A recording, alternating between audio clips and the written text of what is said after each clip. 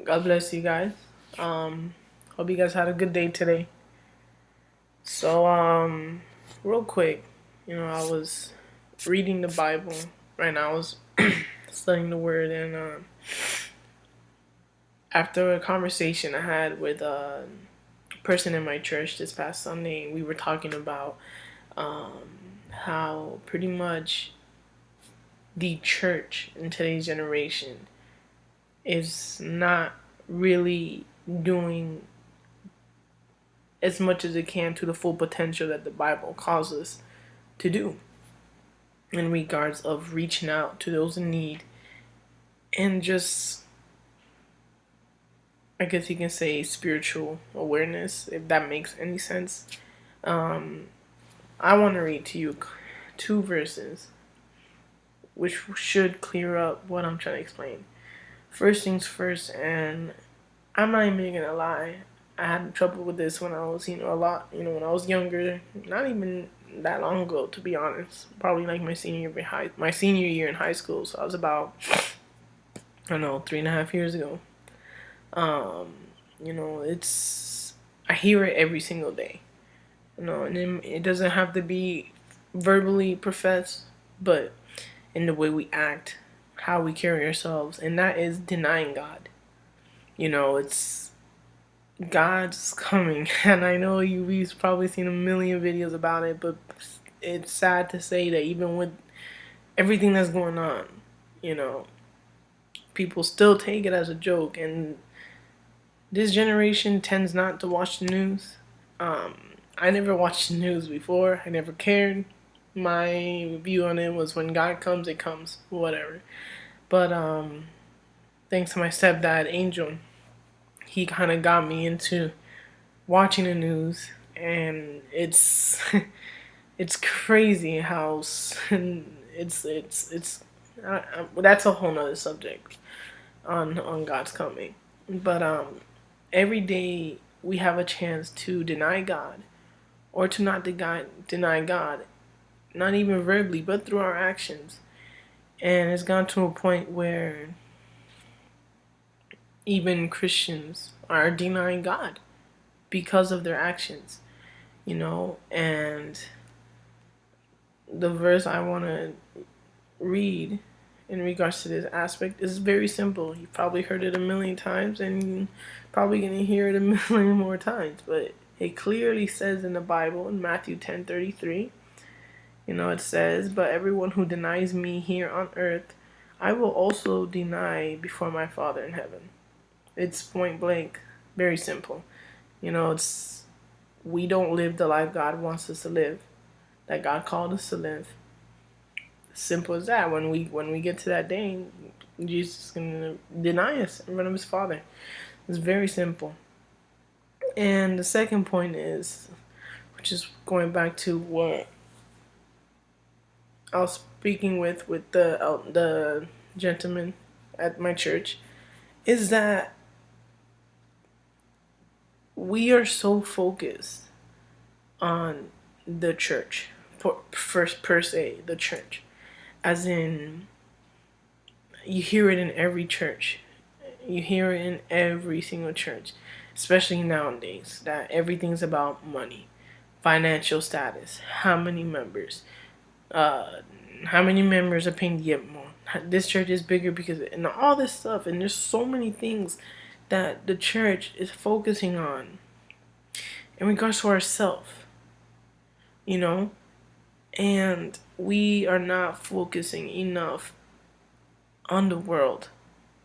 And it's a phrase I like to say all the time, which is a church has become a hotel for the religious instead of a hospital for the needy. And we expect for God to continue blessing us, but yet we do not sow into the world. We're not going to reap rewards by sowing into ourselves, in a sense, if you can follow me. By reaping into the church, yes, you can reap benefits. However, we are getting to the point where we need to stop focus, putting all our ambitions on ourselves. Yes, I'm not saying to not focus on your spiritual life and not invest your spiritual life, because That's not what I'm saying. What I'm saying is that we need to start focusing on the world. We know where we are. We know where we're going. We know where our lives are at. There is a whole world out there right now that with so many things are going on with the presidents and Israel and homosexuality and all these things that are just taking over this world. Our rights and churches' rights getting taken away and Christians being called terrorists and all these things, all these labels are getting put on us. And we focus on that instead of just, it's going to happen either way. It's biblical, it's going to happen. And we are so focused on that instead of focusing on the world. And in Galatians 6:9, clearly says, and let us not be weary in well doing, for in due season we shall reap if we faint not. Which is the main part of that verse. If we faint not. If means, the word if means everything. There's a but. There is an alternative. There is a quota. There is a prerequisite to the reaping of the blessing that this verse is talking about. And the reason why I believe that we haven't reached our even more potential of this generation is because we are so focused on ourselves and our temples, because I'm not going to say church because we are the church, in regards to where we congregate and who has the nicest building and spending money on just things we don't really need, okay, and shirts and field trips and better equipment and all these things, when something as simple as taking $50 and buying a small compra and giving it to someone who needs it. Whereas showing the love of God is what we're really need to start doing. For example, I just moved into the dormitories at UCF Rosen College, so first time I'm here. And something as simple as I told my roommates, here, write down your favorite cereal, write down your favorite snack, and I'm going to buy it for you. They asked me, why are you doing that? I said, well, I feel like God has put in my heart to bless you guys. And, as simple as that, and it's, the whole point I'm trying to make is that we need to stop focusing on ourselves. I'm not saying to neglect your spiritual life. I am not saying to put aside your spiritual life. I am not saying to put aside your church. None of this is what I'm saying. And I hope you guys can understand that. My point tonight is that before you go to bed or when you wake up in the morning,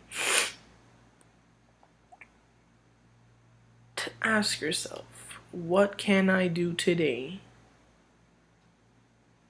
to show the love of God in me to someone else? Because I think it's time to stop focusing our attention to inside our congregations. And again, I'm not saying to neglect it, period. And I really hope you guys understand where I'm going with this. There are people out there who need our help, who need our prayer, who, with the way the devil is charging full speed to this generation and the confusion that he is bringing upon this generation, a generation that's supposed to be rising up, okay? And we are doing nothing to stop it because we are so focused on ourselves. We don't even realize. So, hope you guys enjoyed this video. This is just something I felt like talking about. God put in my heart, and